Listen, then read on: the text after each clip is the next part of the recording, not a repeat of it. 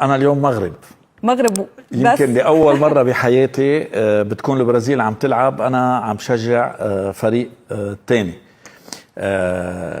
ليش البرازيل؟ لأني أنا تقريبا نصي برازيلي، يعني لجهة الوالدة عندنا جذور وأصول برازيلية من الوالدة، فمن نحن وصغار تربينا على البرازيل البرازيل البرازيل البرازيل. وبلبنان تحديدا إذا بتشوفي الشارع الرياضي مقسوم قسمين بالمونديال، أكثر شيء هو برازيلي ألماني، بيجي شوي كمان تلياني وباقي الفرق.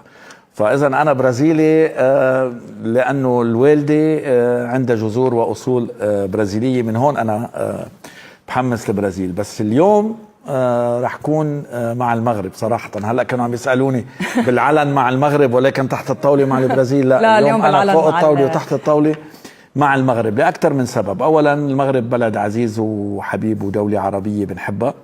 ثانيا تعرفت على المغرب شخصيا وعلى فريق المغرب وأدائه بمونديال قطر اللي صار، شفت كذا مباراة وحسيت انه هيدا المنتخب يعني بيعطيك امال واحلام، عنده طموح كتير كبيره وعنده طموح. الاهم انه ما بعرف اذا عم بحكي صح ولا لا، المدرسه الفوتبول المغربيه هي تقريبا مدرسه الفوتبول البرازيليه، بيلعبوا نفس التكنيك نفس السيستم، الكره القصيره